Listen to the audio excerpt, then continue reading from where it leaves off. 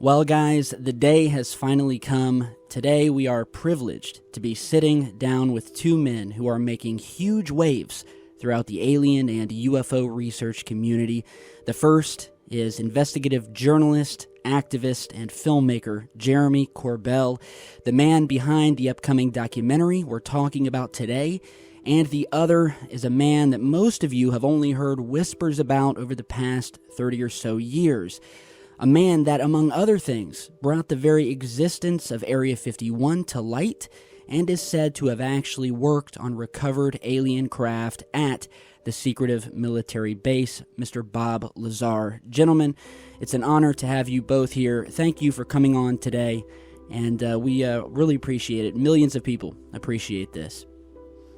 Thanks so much. Thanks, Tyler. Yeah, I appreciate it, man. Well, as well, I'm sure you know, Jeremy, many of the audience members, my audience members, have commented that they didn't think this day would ever come. Bob, you have become sort of a UFO legend and icon over the years, and especially to the younger generations of people curious about the UFO topic. Because the world wanted it, and now it's here finally, we have this definitive documentary on your life. So the first thing I want to ask you both is, was this a smooth process creating this film? Boy, that's a tough question. It was a long, arduous process, and clearly much more difficult for Jeremy than for me. Yeah, I don't know if that's true. I mean, Bob, lived, this, experience for 30 years. So I don't know who's more difficult for, but I think that the joke in it all is, no, it's not been a totally smooth road. Bob has, he didn't ask me to make a movie. I begged him to make a movie. But I'm really glad that he allowed me to do it, because I think where we ended up is somewhere really powerful, where the people that have never heard his story will now get to hear it, and they'll hear it in its true form. They won't hear the lies, and they won't hear the propaganda and the things that aren't true. They're going to hear it straight, and of course they'll hear a portion of it, but a man's life for 30 years is much bigger than an hour-and-a-half movie. Right. Well, I mean, my motivation was simply getting out an accurate account of what's going on, because there is so much nonsense that's been repeated on the internet and distorted, and so really I was just looking for a vehicle to get the true story out. Yeah. Right. And I think for 30 years now, that has been what people have been waiting for. Now, if I could ask you, Jeremy, could you tell us a little about what it was that got you interested to speak with Bob about his experiences and get this sort of thing, get the ball rolling, so to say? Yeah, I mean, real simple. I think like most of your listeners, if they were born in 1989 already, I was 13 years old, and I heard Bob on the radio and George Knapp interviewing him, and it really, I like to say, it weaponized my curiosity, in that when I heard what he said about the gravity propulsion system, it kind of flipped the script for me, because I was aware of rockets and that kind of thing, but the idea of falling into place in space and time, I mean, it was just really cool. And the technology of it and the propulsion system, that got me curious, and from that day forward, I was listening. Exactly. And as you said earlier, there's been a ton of disinformation. I mean, a lot of the videos that I've made surrounding Bob have just been the same old info that's out there. I mean, there hasn't been really anything new in all of these years, and so I really don't know if a lot of the stuff that I referenced regarding his experiences was true, half true, and so I wanted to ask some questions here that I know my audience would love to hear to you, Bob. Now, you have said that you worked at S4 on, did you say there were at least 9 craft that you knew of, alien craft, at this secretive site? Yeah, there were absolutely 9. Yeah. Okay. Now, apart from the sleeker sports model craft that you had mentioned in the past, can you give us an idea, perhaps, of what the condition of the other craft were in? Were they totaled? Were they shot down in a perfect condition, as if they'd been gifted to the military? What type of condition were they in, if you could say? The condition of all the craft, with the exception of one, which it looked like they had intentionally fired a projectile at, just to see if the projectile would penetrate it. But with the exception of that craft, everything looked like it was new. Now, I've heard stories and, read on the internet about, theories about them being gifted or crash landing. Clearly, none of them crashed at all. Now, my gut feeling, and this is my gut feeling, I have no information on this, that I almost believe that this was some sort of archaeological find in some way. Really? So I don't think there was an exchange like, we're going to give you a bunch of craft, or and again, I really can't say why. It's just because of the mutterings of my supervisor and the other people that worked there. And it was very compartmentalized, as I understand it. I mean, it was basically, here's what you need to know, and you don't need to know anything else. Is that basically how it was? Yeah, we worked on the buddy system, and when I worked on nuclear weapons at Los Alamos, it's similar. You don't get to know the entire project, how everything works. You're assigned a component of it, and Right. you work on that component. And unlike Los Alamos and other places, there is no free open discussion. And open discussion is really what propels science forward. That's the one problem I really had down at S4. They worked on the buddy system. My lab buddy, quote unquote, was Barry, and you're only given really one person to bounce ideas off of, and you can talk to him. In fact, when you go have lunch at the facility, you can only sit with him, and you can only talk with him. You can't talk with other people or exchange ideas, and that in itself can thwart the entire project moving forward. But it's very compartmentalized. So it was really just Barry and I working on that one small subcomponent at that time. Right, and I think I'm really glad you said that, because that's a message I've been trying to communicate to especially the younger viewers out there who, in this sort of high-paced internet age, they want everything now. They want all of the answers right now. And so they come to me, and they hear that I may be speaking with you and Jeremy, and they say, well, look, if you're talking to the most well-known name in ufology, if you're talking to Bob, well, he should know all the answers. You should be able to get every answer about aliens, where they come from. You should be able to just lay it out for me in a nice summary. And I try to let them know this is not how things work. Bob was he's one of many. Everything was very compartmentalized. And so you do have answers, but you don't have the full scope, because you were just a link in the chain, as it happens, working there. But your story is fascinating in and of itself, and I'd like to pivot to Jeremy here and ask you sort of a double question, Jeremy, if I could. First of all, with this film and with others, is it true that you do everything yourself as far as filming, interviewing, recording, audio editing? Are you truly an independent filmmaker, and at the same time being an independent and doing a film like this, very controversial film? Have you ran into anything during the making of this, any sort of pushback, things happening, or from people or places that didn't want this film to come out? Tyler, well, first of all, look, man, yeah, I'm a completely independent filmmaker. People don't understand what that means. I also film in the auteur fashion, which basically means I do everything. I edit, I film, I finance it. So yeah, I'm totally independent. My life, doing this is dependent upon people liking it. So if you watch my films, it directly affects me. So yes, I'm an completely independent filmmaker. The second part of your question is, have I been resisted in any way in doing this film? I was going to just say no. I'm just like laughing now. So the answer to that is, I had never been in any way resisted, only assisted. People have only helped me in the process of making films. They encourage me. They give me tips. So actually, personally, I have never, ever experienced anything that would try to stop me from making a film. I'll just leave it at that. Right. Well, certainly we do know that Bob, again, from what we know that is public or that he has said himself, he has had a great amount of pushback over the years from coming out and what he's done. And, I think one of the biggest questions on my viewers' minds, as well as mine, to Bob here is, if I may ask bluntly, if you did what you did, and it looks like you got someone scared. I mean, I believe that you are telling the truth 100%. So let's just say if you did it, how are you still alive?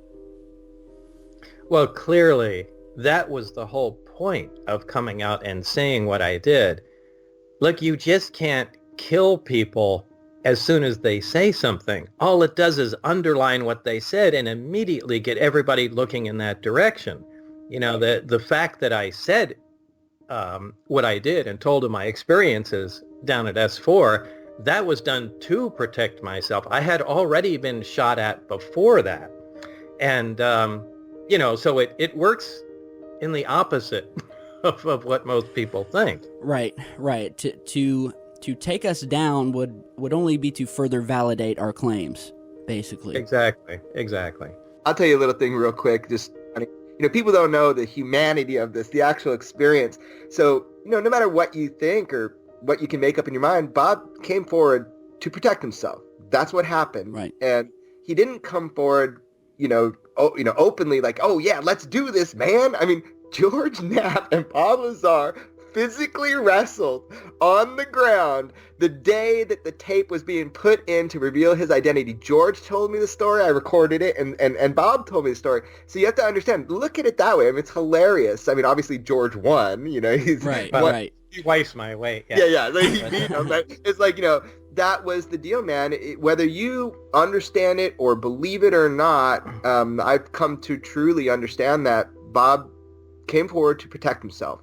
Well, it's kind of more complicated than that. This doesn't, I know everybody's used to watching Hollywood films and things of that sort, and it's not how real life goes. You don't shoot, bullets into a gas tank and they explode into giant fireballs. That stuff doesn't happen, right. And it doesn't work like that either. The only time they would go out of their way to kill someone is if they're consistently releasing increasingly damaging information. The thing is, I released all the damaging information initially, and I was done. There was nothing else to say. There was no reason to stop me any further. Right. What they do at that point, they did do. They began to destroy your friends and family. People I know had, we audited by the IRS, people that had security clearances and other jobs of that sort had their clearances pulled. So they begin to destroy the world around you. So you lose your support group. It's a lot more complicated than people think or Hollywood portrays. Was it true that you were shot at one point in time? Yes. I was shot at on Charleston Boulevard, getting onto the freeway in Las Vegas. Yeah. In your opinion, do you think that was part of the sort of campaign to just discredit you? They know they can't kill you, but they know that they can spend years trying to discredit you, hurting you and your family. Now, those pop shots that they took at you, do you think that was a part of that? Maybe just to scare you? Was it just a lone wolf? Do you think it had anything to do with it? Or was it just one of those freak things where you were like, well, what the hell was that? But you got away and that was it. You never found out what that was from. I don't know. I think it was just essentially terrorism. I think we mentioned in the movie, there were times my friend and I would go out to work at a health club there, and all the car doors and trunk and hood would be open. I mean, there were constant things that let me know that they could gain access or do whatever they wanted to. Right. And they were on you. Quite frankly, it really was wearing me down at the time. I really wasn't sure what I was going to do. George tells a lot of this story. He says, he always told me for all these years, George has been a mentor to me in journalism. He's broke the story with Bob in 1989. He has said to me over and over when I first started talking to him, he goes, you're never going to get it because you weren't there. I was there, he says. He goes, I saw it. This is real. This happened. Someone didn't want Bob talking. They wanted to mess with him, and they did mess with him. So I guess the point is, looking at it now 30 years later from our outside views, it's different than the people that lived it. And I've talked to a lot of them now, a lot of them that lived it. Some of them went on camera with me for the movie. So I just want to kind of put an exclamation point on what Bob said. Right. This is real. It is real. I mean, from the thousands of videos that I've done, and again, I just sort of take what comes to me. I try to correlate. I post it to YouTube, and I do stories on people like you and Bob. And from what I'm found, it's extremely real. They're definitely covering it up. It's an ongoing cover-up. And my question for Bob would be, what is your opinion, Bob, on the state of, I guess you'd call it, the UFO movement, where we have guys like me on YouTube, but we have many others putting out movies and books. A lot of them, in my opinion, charlatans. That's why I don't do interviews with them, but they do have huge followings, a lot of disinformation. So, was it that kind of caused you to come back into the spotlight? And if not, what was it that made you say, okay, it's been long enough, I'm going to come back out and tell the truth of exactly what happened and do this film? What was your major, your stepstone to doing that?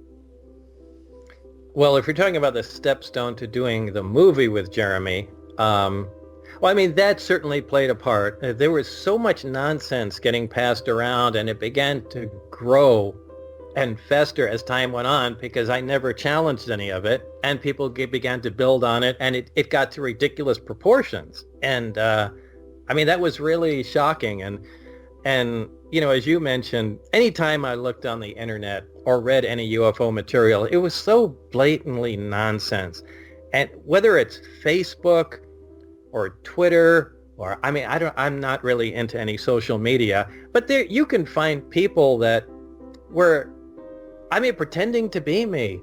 Mm-hmm. On everything. I even was listening one time on an AM radio driving, I think it was to New Mexico from Las Vegas, and it was late night. I turned the radio on just to keep myself awake, and it was a UFO program, so I turned it on talk radio, and here's a guy that was talking about, I had lunch with Bob Lazar yesterday, and look, he told me all this new it was all nonsense.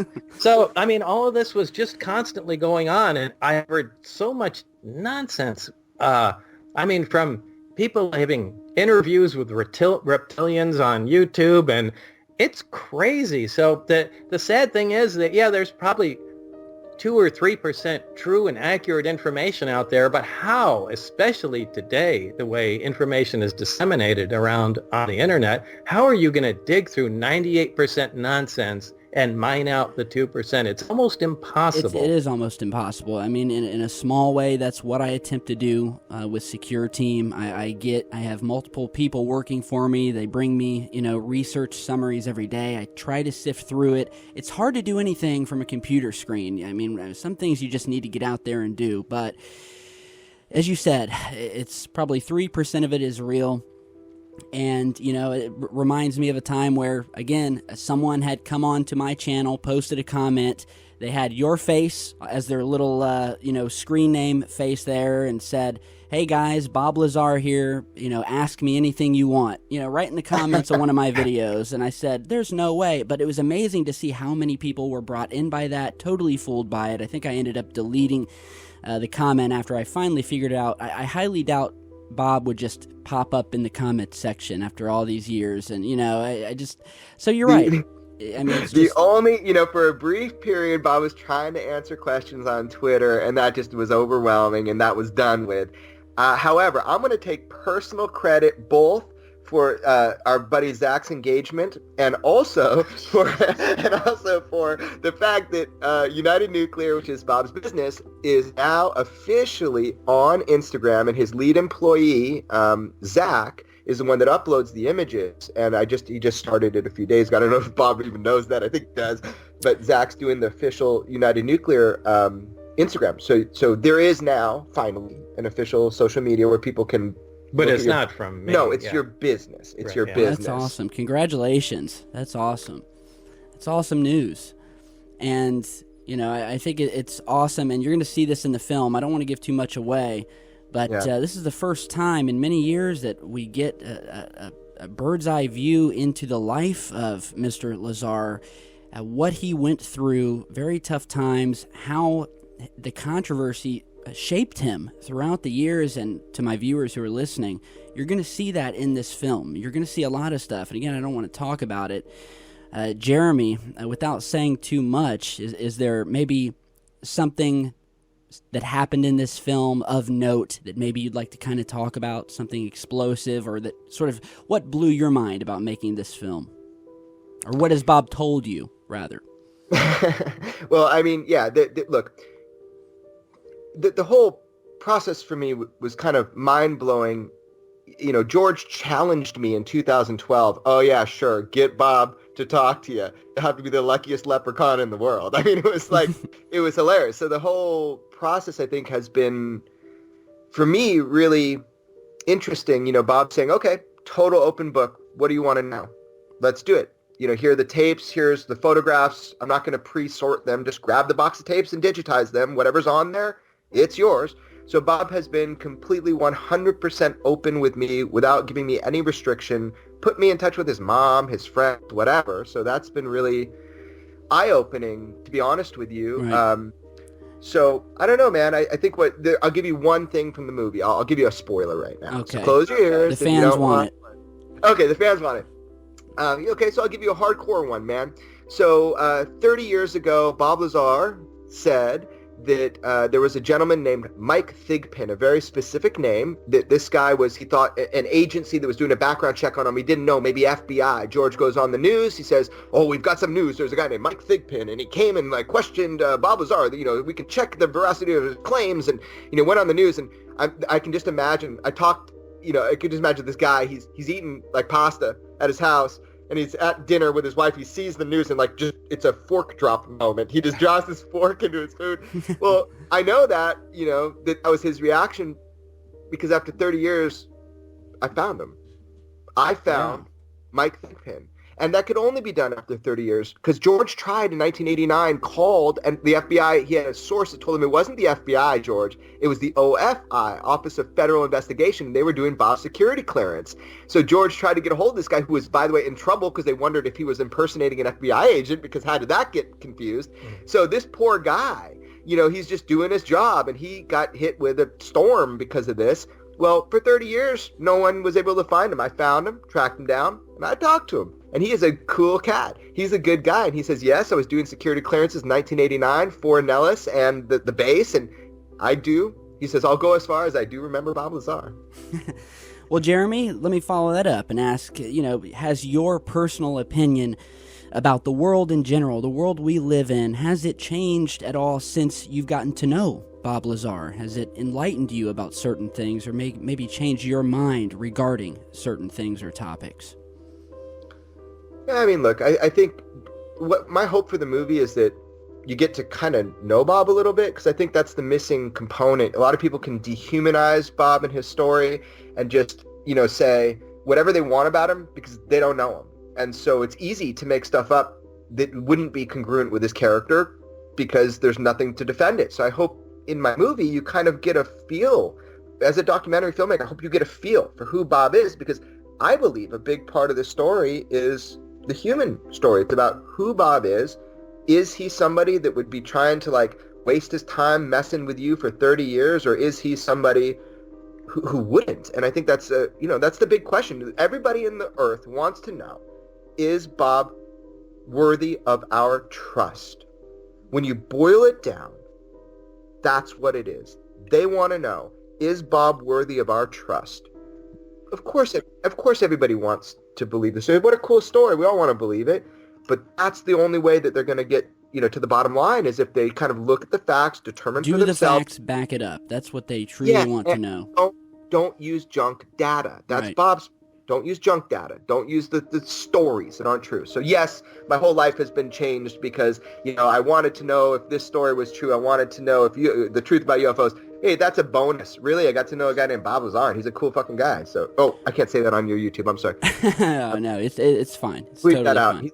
He's a cool dude. Yeah. So there you go. This is historic. Say whatever you want. Do whatever you want. Get naked if you like. So Bleep me now, out. Yeah, so Bob, I want to get back if I could. I know you've probably talked about this a million times, but of course, I know the viewers would love to know a little bit more about some of these craft that you worked on at S4. So just a few basic questions, whether you know all the answers or not, at least we can say this is what Bob knows exactly. So I guess I'd like to start off with, now we covered the sports model, the conditions they were in. Now, were you ever told at any time what star system or area of space that the craft came from? Did they come home from all the same place, if you know what I mean? When were they acquired? Do you have any of that information about these craft? I don't have any information as far as when, and it wasn't, I like to get very particular on exactly what was told or read or I saw. So I was not told that, but I did read in the briefings that the craft came from the Zeta Reticuli star system. So that's the location. It's a binary star system.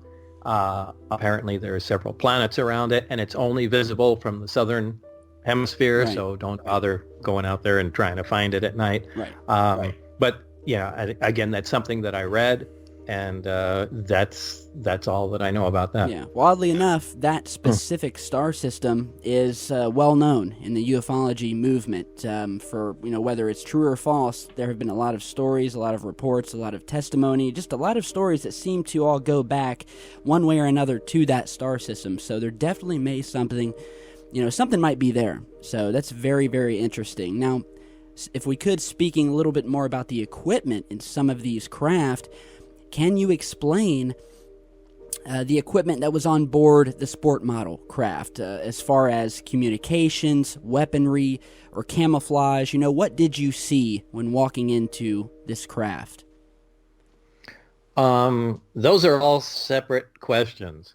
So, again, to be specific, as far as how, a very brief overview of how the craft worked, there is a reactor in the center of the craft.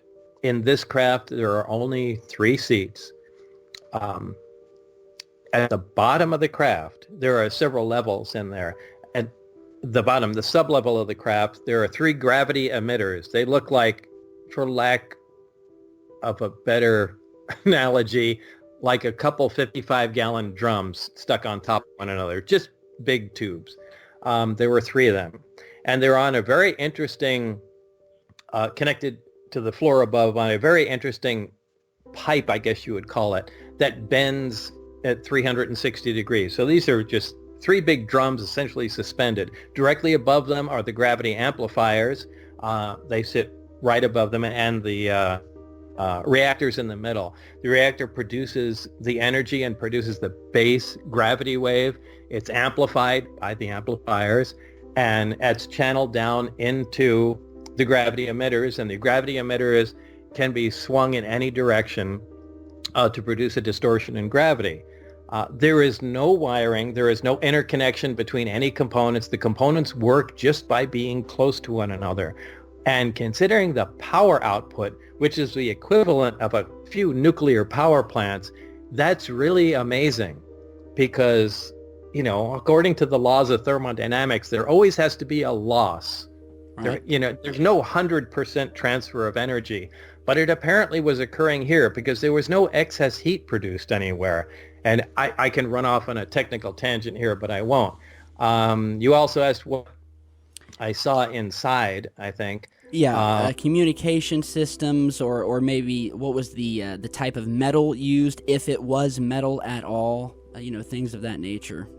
Again, this is compartmentalized, so okay. There was a metallurgy group that dealt with that. All I can say is I felt and ran my hand against the material.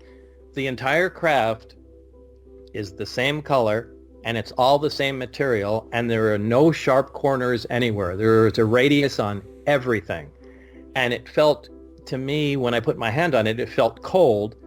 In my mind, that relates to metal, but could it be an advanced ceramic of some kind? Absolutely. So I can't even comment on what the craft is made of. It was kind of a pewter gray in color. Right. And there was an upper level on the craft that I did not have access to or information on.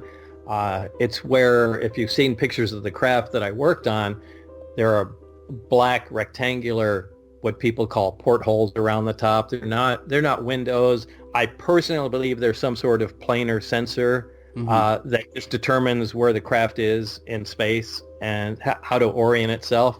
Right. So, well, I think that having said all that, I think what would probably be an even more important question to my viewers, which is that, do these things have bathrooms? let me there's actually a really cool answer for that. That's a popular question. It is. But let me ask Bob something real quick, because I actually don't know the answer, and I want to know is, like, was there an obvious navigation? How do you think they flew the craft? Was there like some kind of navigational? I really don't know. Yeah. I have no idea how they got from. I mean, I see like how the hand thing, or I have no idea. Yeah. And I don't even like to speculate, because then people will say, "Well, Bob said," that's not. So I don't even want to go. Okay, there. So do they have bathrooms? Did you see? No, there's no bathrooms, and quite frankly, there's no need for them, because the travel time is so short. You're taking gigantic. Remember, time. Space-time is one thing, and if you're distorting space-time, you're taking gigantic leaps in milliseconds that, right. You're not traveling. You don't really break the speed of light because you're traveling in a linear fashion, but you go far in excess of the speed of light because you're bending space and time. Right. You're just taking gigantic leaps. So you're never assuming they need bathrooms. Yeah, right. Well, especially you're not in flight for a long enough time, to have any kind of emergency. Right.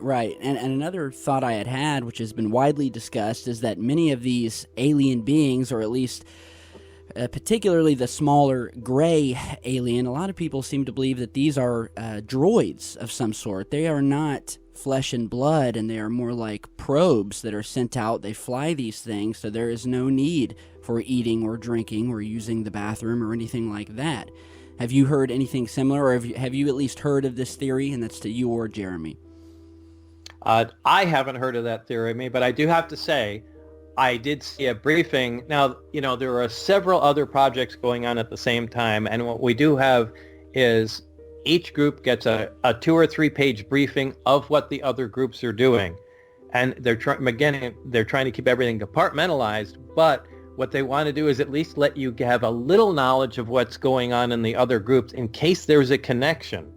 So you can complete your research. Right. But so in my briefing, it did have to do with, as far as the actual beings that were in the craft, they had a photograph of them where a chest was cut and peeled back, and they had made notes of. Wow. It was only one central organ. It's as if all the organs had grown together into one mass, and it had multiple functions. And that was like the extent of my knowledge of it. Right. But right. It was certainly a biological specimen. Now, whether or not that piloted the craft or that was making reference to something, that had to do with the craft, I don't know. But there was definitely a reference to a biological entity of some kind that had unique organs inside. Well, and another thing regarding these craft, this may be the most controversial of this whole Bob Lazar topic, is that of element 115, which is said to have been used to power these craft. And of course, nobody knew back in the 80s. Element 115 did not exist. It wasn't until almost 20 years later that, yes, we have something here.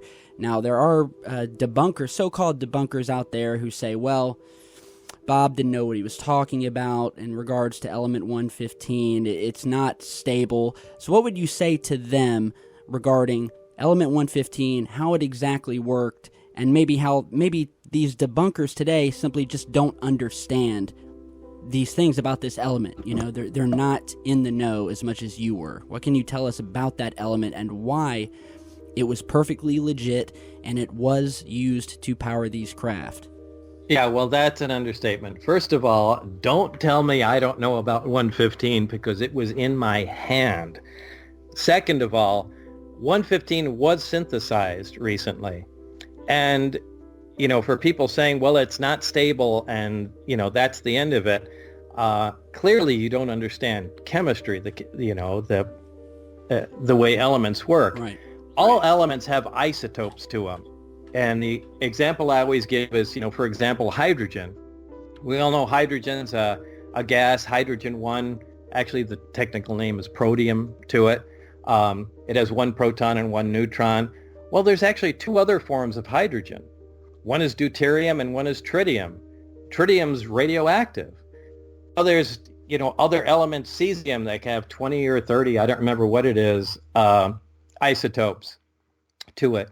All elements can have the same number of protons, making the element, but they can have different numbers of neutrons, and by changing the different number of neutrons, the element can have remarkably different properties. So yeah, element 115 probably has many, many isotopes of it that decay, but there is certainly one isotope that is absolutely stable, and it is that isotope that is used in the craft. Right. So it's basically sort of an issue where, you know, just because we can't figure it out yet today does not mean that these alien beings didn't have it figured out, because they did, obviously. Well, no question in time if they keep experimenting with... Now, keep in mind, they only made 4 atoms of 115. And again, if they keep experimenting with it, I'm sure they'll find eventually a combination with neutrons that will be stable, and that'll be another point of indication. But yeah, that's typical of any element. There's nothing new about that, and anybody claiming, you know, that disproves it really has limited knowledge about that. Yeah, I'm going to jump in here and just say I've done a lot of research for the film on this because I wanted to understand it. You know, I'm not a scientist, I'm a filmmaker, but I did talk with some of the top scientists in the nation and outside of our nation, from Russia to San Francisco to, Washington, D.C. So I talked to a number of scientists and physicists and people that actually work hands-on with the fabrication of super heavy elements. And across the board, you know, some people got ticklish talking to me when they realized that it had anything to do with UFOs.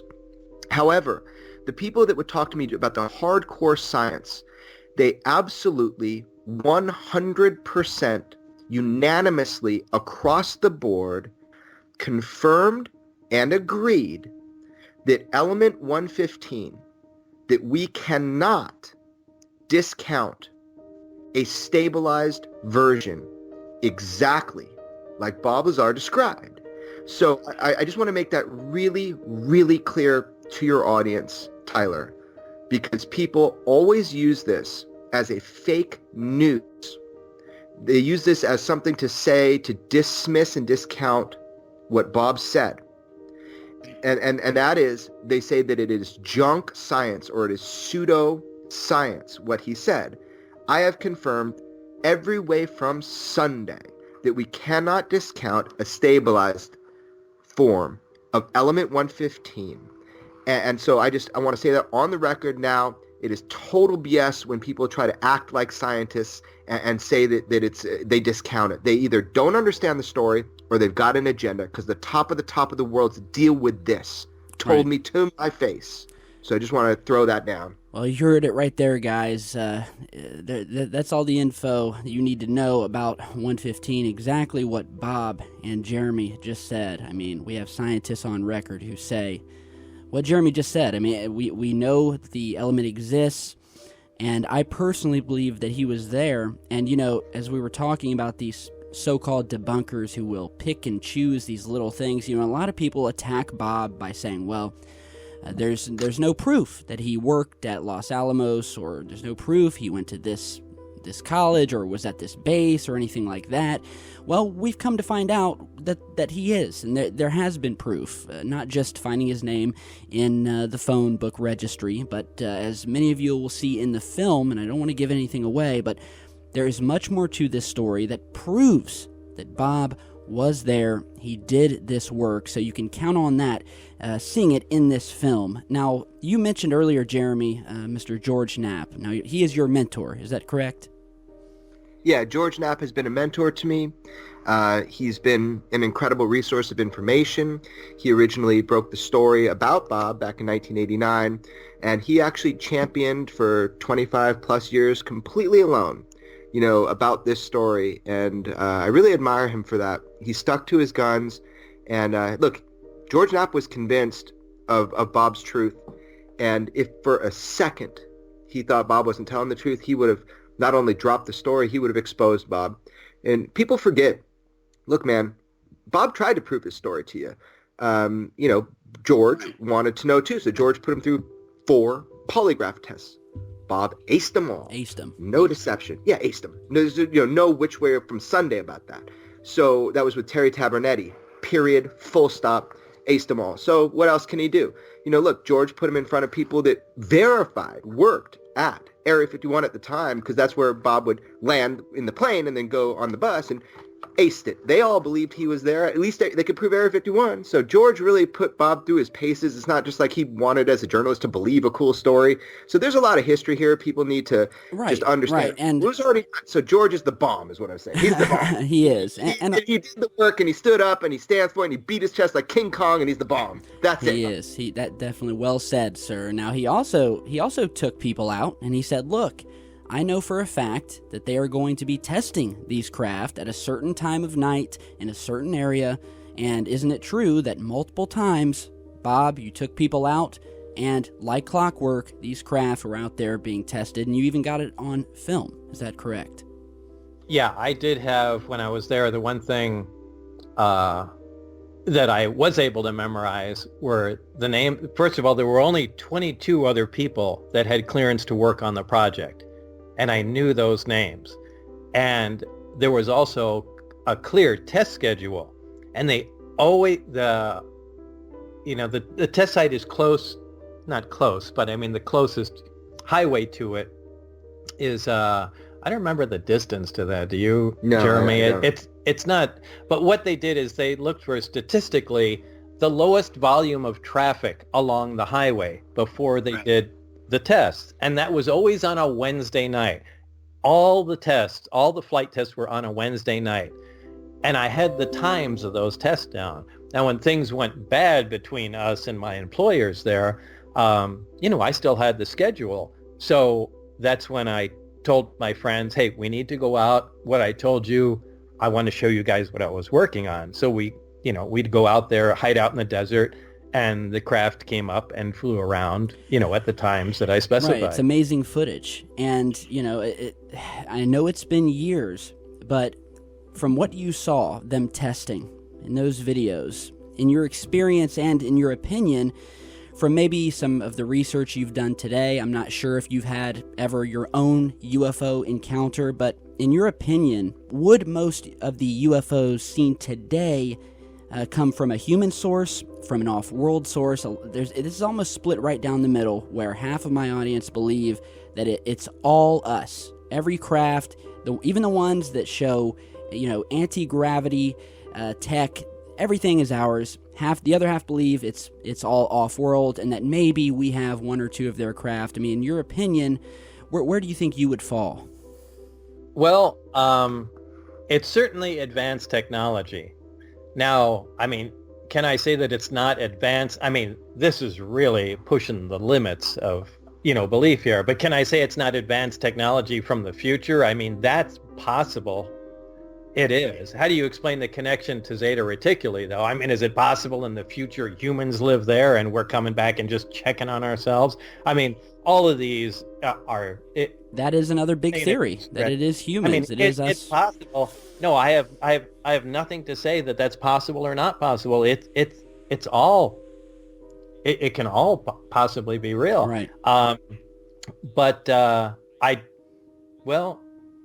I really don't know, actually. Well, I mean, if it's funny you ask, like, has Bob ever had a UFO? I was going to come to you next. Have you seen one, Jeremy? I was joking because, of course, like you did because you had S4, but not a classic UFO. No, a classic UFO. Actually, when I went to work out there, the first thing I thought was, first of all, I never believed in UFOs. I thought people that believed in UFOs were just nutcakes.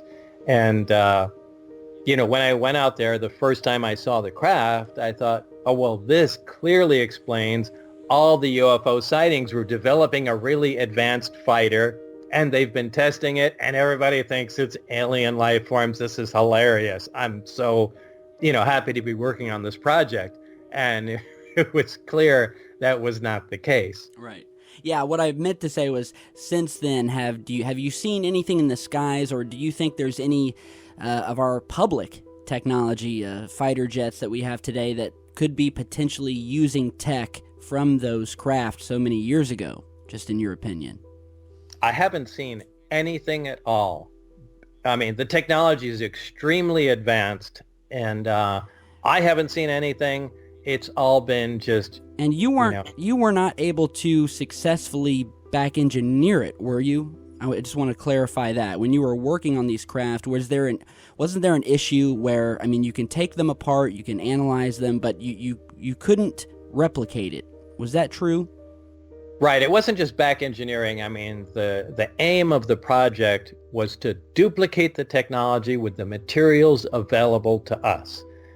Now, we could, at least from what we ascertained, is determine how the systems worked.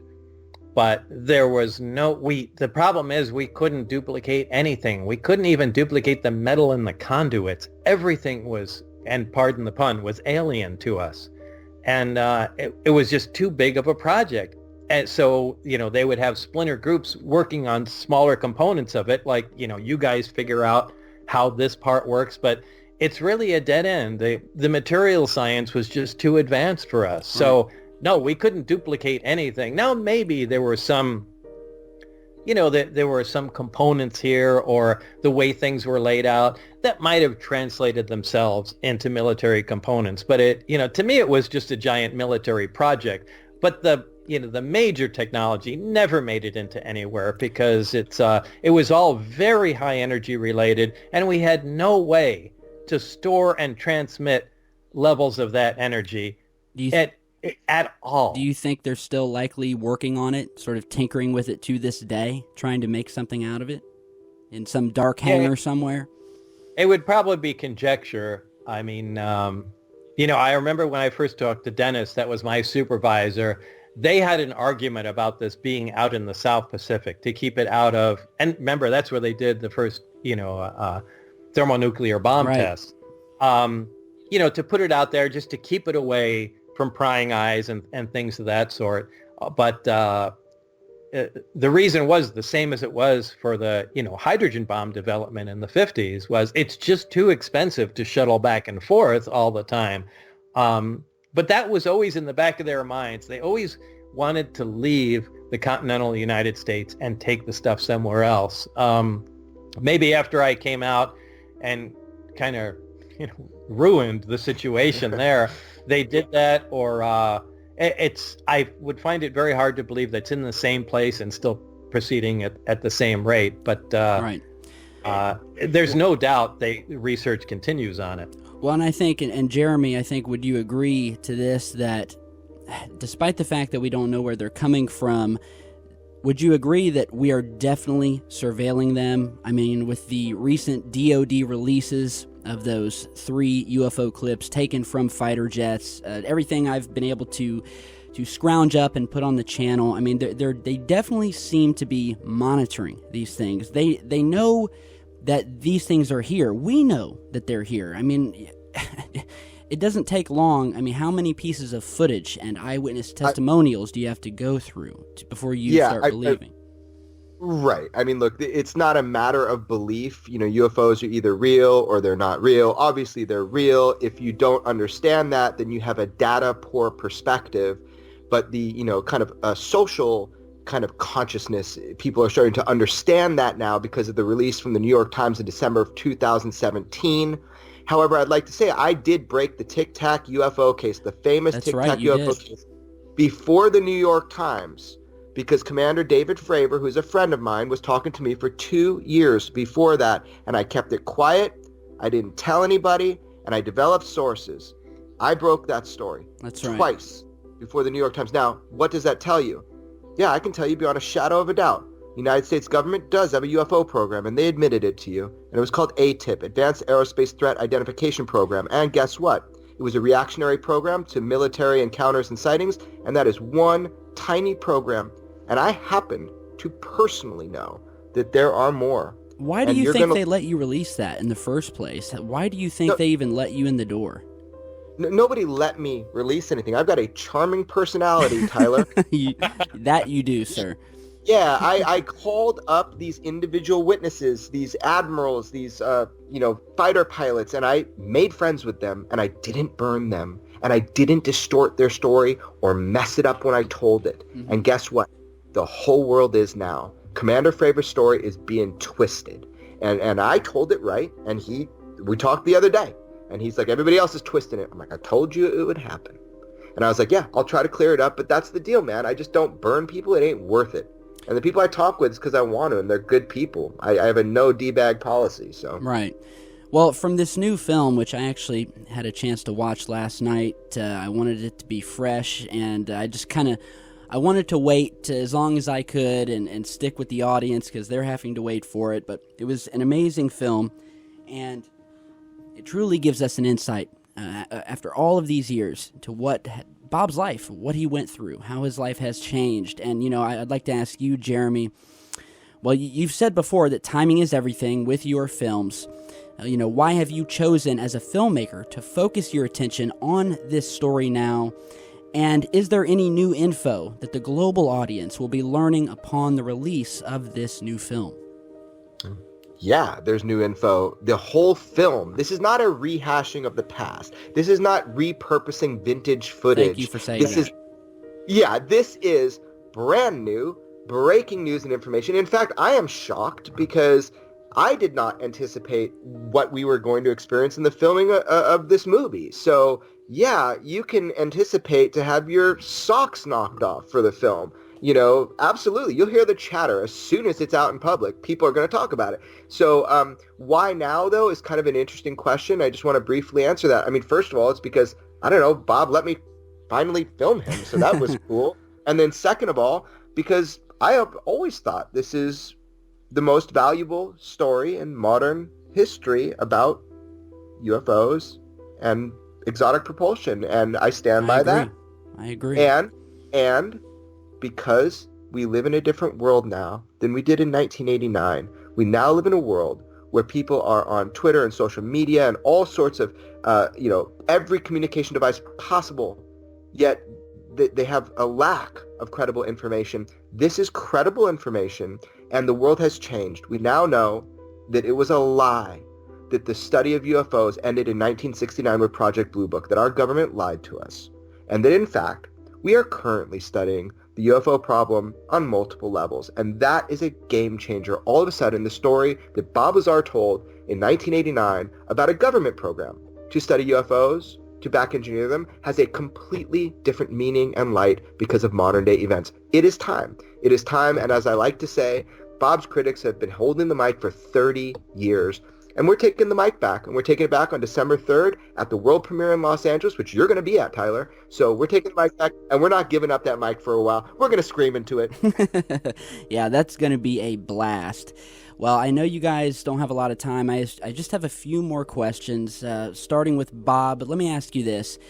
What was if you could say, the most important thing that you learned from your time at S4? And follow up, if you could, would you go back and accept, or would you not accept your position at Area 51 and S4 if you could do it over?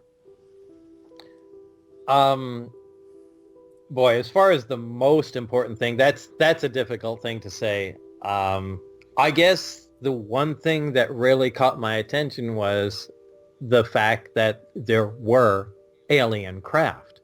I mean, that's it. I thought this was advanced, what they hired me for was advanced technology and advanced propulsion system that the military had made, and it just happened to look like what people had called a flying saucer. The biggest shock in my life was the fact that the actual aim of the project was, we have to figure out how this thing works. Right. So it was really the scope of the whole project that there were actually alien craft from another civilization. So that today remains, and probably always will be in my life, the most shocking thing I was ever presented with. I already forgot the second part of that. Would you go back and accept the job at S4 if you could do it over? Yeah, I would always accept that job, because just being exposed to that technology, things I thought were impossible, I will never forget. And usually people ask after that, would you, if you could go back, tell the public again? And I really don't know how to honestly answer that question, because sometimes I say I wouldn't, sometimes I say I would. It just depends on my mood of that day. Right. And I really don't know, but I would never turn down that project, especially knowing, that technology is real, because that was the most fascinating thing in my life. Right, and I think that'll lead me to my final question for you, Bob, and it's a big question that my audience constantly asks, which is that in the end, why do you think, Bob, that there is so much secrecy? Why has the public at large been lied to? Why is this secret being kept about the UFO subject, and still is to this day? Because this is the most powerful technology on the planet, and anybody that controls this technology controls the world. Look, it's all a battle, whether we know it or not, between, Russia, the United States, North Korea. I mean, it's, if you really take a step back, they're all acting like little children on a playground. But really, this is extremely powerful technology, and this is a military project. And you don't want to give away even the slightest hint of what's going on. At one time, the project, right before I got involved with it, the Russians were involved, and they made a huge discovery at some point. Again, this was right before I came on, and they kicked everyone else out and kept it to themselves. And there's kind of been, a point of contention between the Russians and the United States at that time. Well, I don't know what that was, but yeah, this is it. I think it all boils down to weapons and controlling the world and forcing your views on everybody else. That's just the bottom line. Well, do you think that, is there something that needs to happen for our government to finally tell us the truth, or is it just out of our hands? I don't know if I can answer that question. I don't think our government ever really comes clean unless they're pressured to for some reason. Right. And there's no reason for them to come clean about this. Quite frankly, I'm more concerned about the repercussions from the movie coming back on me. But it wouldn't surprise me if I suddenly got accused of some bizarre thing, and I'm waiting for the other shoe to drop. Yeah, that's been, I got to tell you, that's a debate of mine. In one sense, I'm like, yes, the movie's going to do really well now. And the other sense, I'm thinking, oh no, is that going to affect Bob? And I think you'll understand that when you watch the movie, that there's real world consequences to this type of dialogue. And I experienced that for the first time in my life, doing this film. So as a friend, I want to, hope and protect that nothing bad's going to happen to Bob from this. But, Bob has always been able to defend himself. He has never needed a defender. He just chooses not to engage, and I think smartly over the years, because there's so much signal or so much noise in the signal. So I'm going to look at this really positively. I'm going to say we've had 30 years where Bob has been, really beaten up by the UFO community unnecessarily. And honestly, we're so far beyond it. Our scope of our audience is so much bigger now with this movie. Dozens of millions of people are going to see this, if not more. And it's a new day. I don't think Bob needs to worry about repercussions from government or anything like that. We are now out in the light permanently. Let me tell you something. we have an army behind us now. I mean, my little channel alone, we're about to hit 2 million subscribers, but have had almost 1 billion views in the last couple of years. We have an army. We missed you, Bob. We truly did. I'm tired of posting videos using 20-year-old vintage footage of you. I'm so happy that you came on. You have nothing to worry about. There's an army out there who support you and back you. And gentlemen, it's been an honor, a true honor, to have both of you here. I want to thank you for coming on today. Bob, you truly are a legend. You have millions of people behind you, so just remember that. I know it's been tough for you over these years, but sometimes great men have to pay a price for the things they do and for doing what's truly right, and that is giving the public the truth that they deserve. And you have gone above and beyond that, sir. So I want to thank you for that. To Jeremy, I want to say thank you, my friend, for coming back on Secure Team once again, and for all of your hard work getting these films made and getting this film made, and for being one of the very few left spearheading this movement and leading the march for true disclosure. You are both always welcome on Secure Team. Thank you both again. It truly is an exciting time. And Jeremy, I'd like to end this by asking you, is there any information that you can give regarding the film, when it's coming out? When can we see it? Tell us what you got to say, buddy. I'm going to give you that, but I'm going to give the mic to Bob for a second. Okay. What were you going to Well, I just wanted to thank you for the kind comments, and I look forward to meeting you when you come down for the premiere. Thank you, sir. I truly look forward to meeting you, too, and it was an honor to have you. And so just about the movie, let's just get this out so everybody knows. I really, really want people to see this film. That's why I made it as an independent filmmaker. When you watch that movie and you buy it on iTunes, or you buy it on Vimeo, that directly affects my life. Thank you. And Bob is making nothing off this film. He would accept nothing. I want to clear that up right away. It's only me. So if you want to see more movies from me, yes, please get the film. So you ask Tyler, I'm going to tell you, okay? So we do. We want to see more. Yeah, okay. Bob Lazar, Area 51, and Flying Saucers. That's the title of the movie.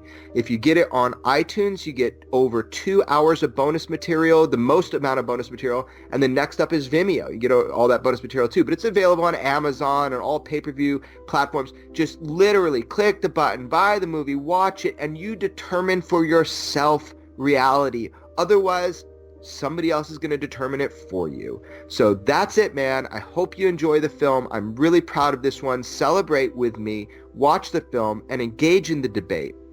All right, so you heard it right there, guys. If you want to see this movie, I'll put all the links down below. This is a historical film. It's not going to be another one like this. And from what I've seen, Jeremy has knocked it out of the park.